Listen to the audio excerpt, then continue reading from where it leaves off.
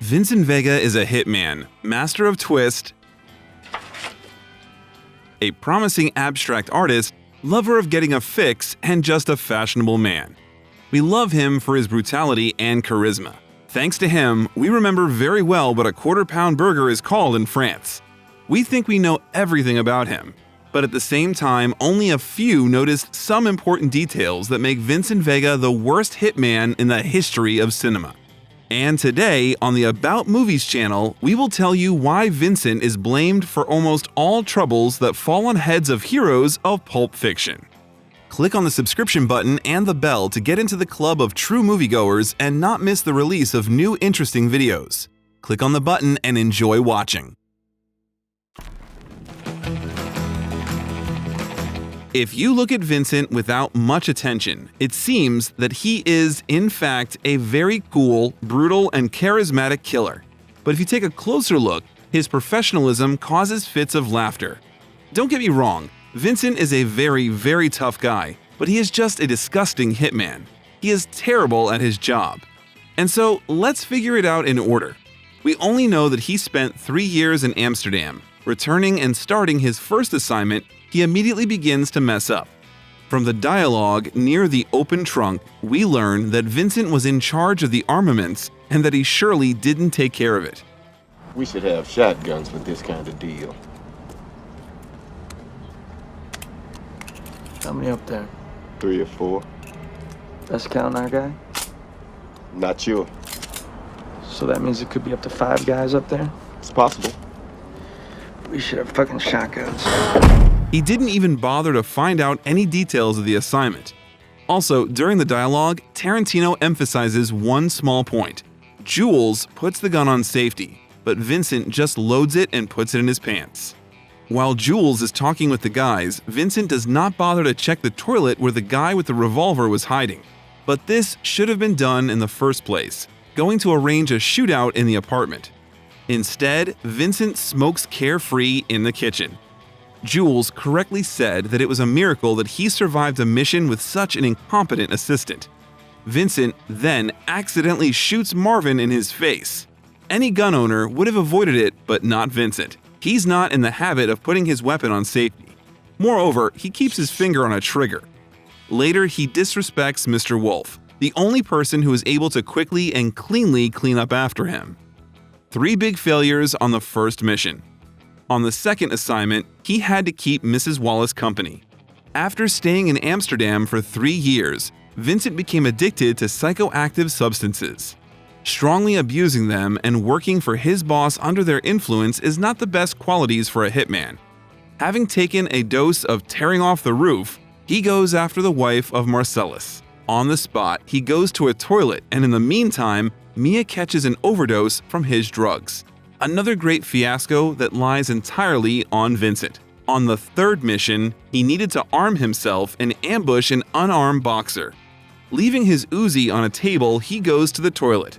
As a result, an ambush on Butch turns into an ambush on himself. Vincent was given only 3 tasks, and he managed to screw up each of them. He's just terrible at his job. In the end, he paid for his incompetence. The question is why such an authoritative bandit like Marcellus Wallace hired him. Why does he trust him, having appointed him as a partner to one of the coolest gangsters, Jules Winfield? The irony is that he doesn't trust him at all. He knows very well that Vincent is a muddler, which he has never seen, and that he is afraid to give a gun in his hands. Marcellus hired him for one reason. Vincent is just a great guy to have fun with.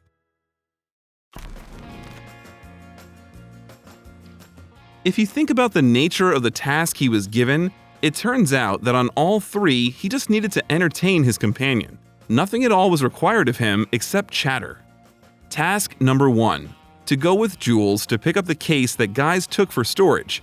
At the same time, Jules does all the work.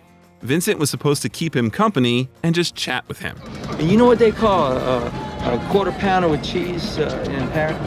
They don't call it a quarter pounder with cheese? I mean, they got the metric system. They wouldn't know what the fuck a quarter pounder is. And what do they call it? They call it Royale with cheese. Royale with cheese. That's right. Task number 2. To take Marcellus's wife to dinner while he leaves town for a while. literally to take her to dinner, entertain, chat, dance with her, and then take her home. By the way, about the chatter. One of Tarantino's main features are precisely dialogues. Long and usually about all sorts of nonsense. Why is the usual chatter of heroes so exciting, and how does it build a non-linear narrative? Click on the pop-up card in the corner to watch our video of Quentin's iconic dialogues. Why does he love them so much, and what makes them interesting? Click on the card and you will find out everything. Task number 3: to keep company with Marcellus himself in an ambush on Butch. Despite the fact that Marcellus did not even seriously believe that Butch would return to his apartment. He's not that much of an idiot. There were 3 tasks on which only company was required from Vincent. No responsibility was given to him, knowing he was a bad murderer. Where did I get the idea that on the 3rd mission, Vincent was with Marcellus?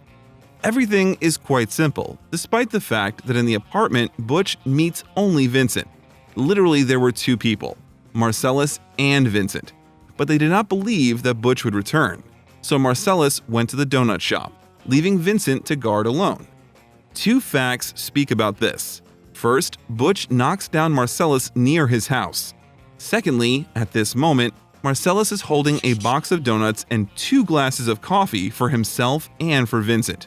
And as we see, left alone in the apartment, Vincent goes to the toilet, which leads to his death. He had to either not go to the toilet at all until Marcellus returned, or leave the toilet door open to hear when Butch came in. In addition, it would be worth hiding the Uzi. But he missed everything and paid for that. 3 simple tasks that a guy from the street could handle, but Vincent wasn't hired for his fighting skills. He is taken on a mission just for fun, because he is the soul of the company.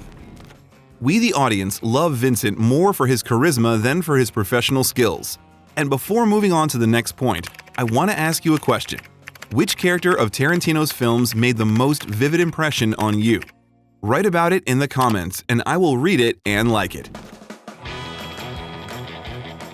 But that's not all, because as we've already understood, one of the worst qualities of Vincent Vega as a killer is his drug addiction. The film constantly raises the topic of the negative effects of drugs. This motive continues throughout the film. It all starts at Lance's house. Their conversation makes us understand that Vincent has never had to buy cocaine, only heroin. Vincent was not even aware that coke was going out of style. One way or another, the whole series of mistakes and most of the problems in the film are due to drugs. Lance says, "Hey, I'm out of balloons. Is a baggie alright?" "Yeah, that's cool."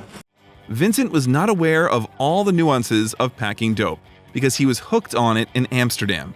But Mia knew very well that heroin is usually stored in balls, but cocaine is wrapped up.